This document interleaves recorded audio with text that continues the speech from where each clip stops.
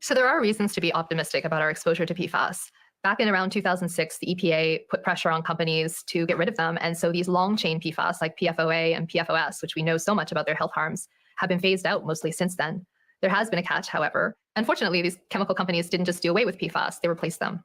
One of the most studied and the most known is a chemical that was made by DuPont and its spin-off Chemours for Teflon. Instead of making C8, they started making C6, something we now call Gen X. They renamed it. Now Gen X is being found in drinking water supplies. And what did we see? Gen X caused the exact same 3 tumors in rats that PFOA, the C8 did. Exactly the same. Liver, testicular, pancreatic. Red flags went up within the scientific community saying, wait a minute, we need to be really paying attention to the rest of these PFAS chemicals, these replacements. Even though they may be chemically different, they've got a lot of the same toxicity and share a lot of the same characteristics. Maybe we ought to be addressing them all as a group, as a class. And that's what we've seen now emerge, is the only way we can get around this one at a time regulation is to address all of them within a group. There could be thousands of additional PFAS chemicals now out there in our environment. Rob Bilott is pursuing another class action lawsuit against a number of producers of PFAS. It could potentially involve the entire population of the United States. We have more than enough evidence. It's time to move forward and act to protect the American public. Thank you. Just think about this. If there really are 12,000 or more PFAS, how long would it take us to get all of these studies done that these manufacturers are saying that we would need? We'd all be gone by the time that happens. If the companies are going to say there isn't sufficient data, they should have to pay to have the studies done.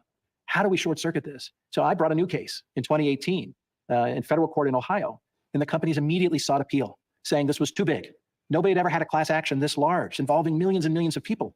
And our argument was, nobody else has contaminated the entire United States and has put chemicals into the blood of everyone in the country. This case is only this big because the harm is this big.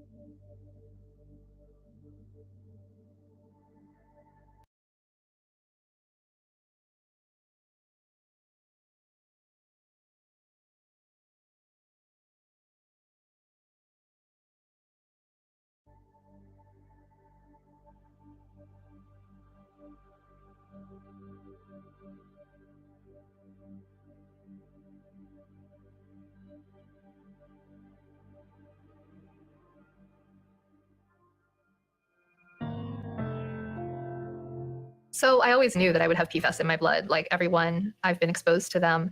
I was hopeful that they would be slightly lower than average, given I've known for years where these chemicals are, and I live in an area that does not have high PFAS levels in the water.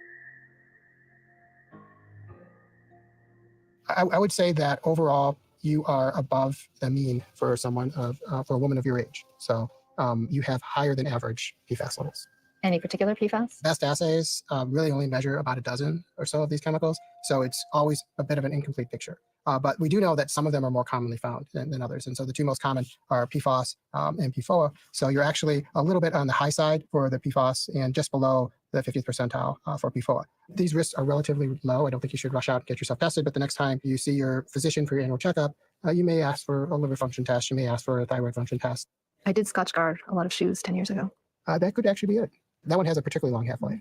So that could actually have done it. We are a chemical society, and we are exposed to these chemicals. Now, they're not highly toxic in the sense that if you're exposed, you're definitely going to get cancer or immune problems, but they increase the risk, and all the other things in your life that may increase the risk just add to that, including your genetic susceptibility.